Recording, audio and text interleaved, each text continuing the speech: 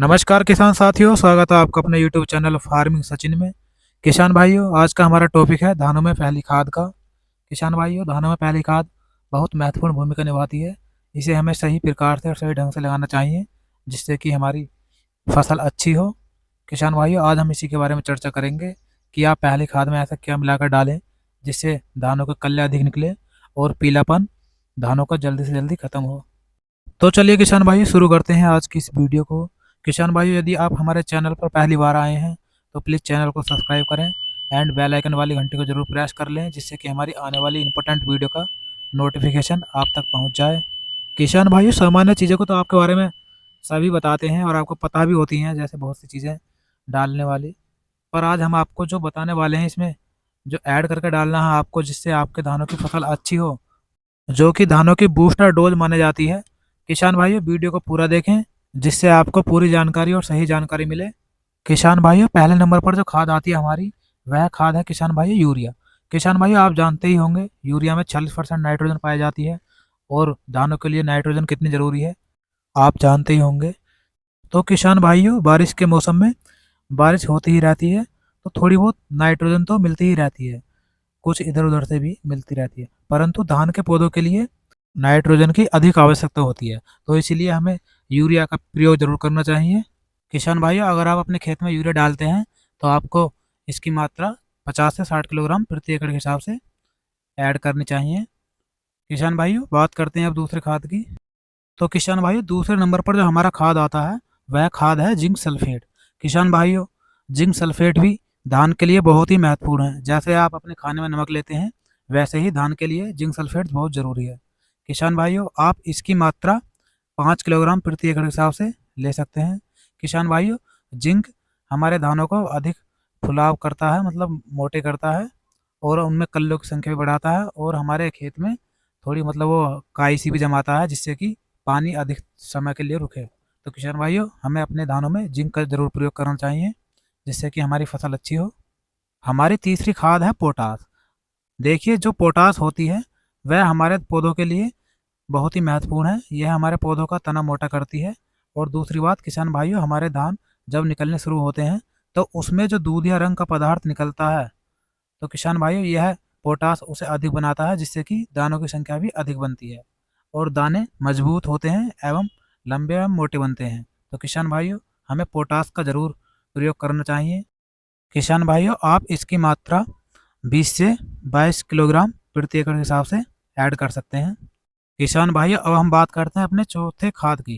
किसान भाइयों, यह चौथा, यह जो हम बताने जा रहे हैं, खाद नहीं है, एक दानेदार कीटनाशक है, जो कि हमारी फसल को बहुत ही ज़रूरी है। इससे होता क्या है कि हमारे खेत में दीमक लगती है या वैसे कीट लगते हैं जड़ों में, उनको लिए ये अधिक लाभदायक है, उन्हें जड़ से ख़त्म करता है। इसलिए हमें पहले पानी पे इसका प्रयोग जरूर करना चाहिए। तो किसान भाइयों, आप कीटनाशक के तौर पे उसमें आप फर्टेरा आता है, फर्टेरा भी ऐड कर सकते हैं, या फिर रिजेंट आती है, उसे भी। तो इसे हम प्रति 1 किलोग्राम के हिसाब से प्रति एकड़ में अपने खाद में ऐड कर सकते हैं। ज़रूरी भी नहीं है अगर अपने पहले पानी पे इसे लगाएं। अगर आपके खेत में दीमक का प्रकोप या कीटों का प्रकोप अधिक है तो आप इसे डाल सकते हैं। किसान भाइयों, ये जो हमने आपको 4 चीज़ें बताई हैं, इनके बारे में तो आपको बहुत से लोग बताते ही रहते हैं। शायद आपको भी पता ही होगा कि हमें क्या-क्या डालना है, आप इन्हें डालते भी होंगे।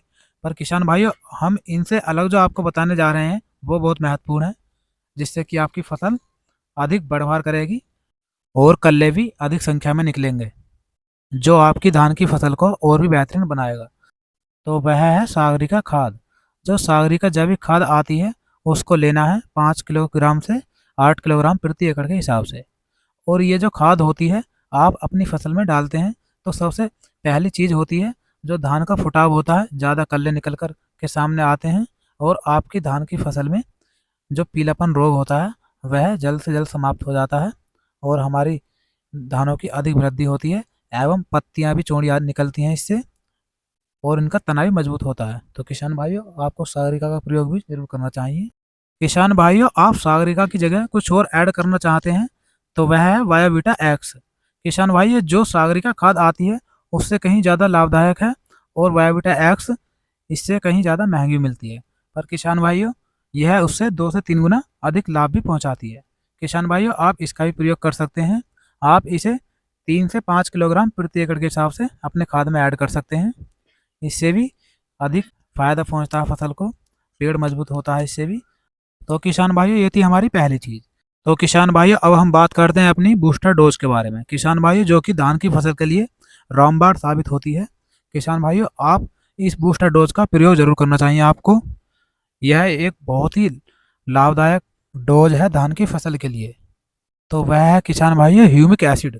किसान भाई ह्यूमिक एसिड जो होता है, यह कोई सा भी पौधा हो, कोई से भी पेड़ का पौधा हो, यह उसकी जड़ों को मजबूत करता है एवं उसके विकास में एक महत्वपूर्ण भूमिका निभाता है।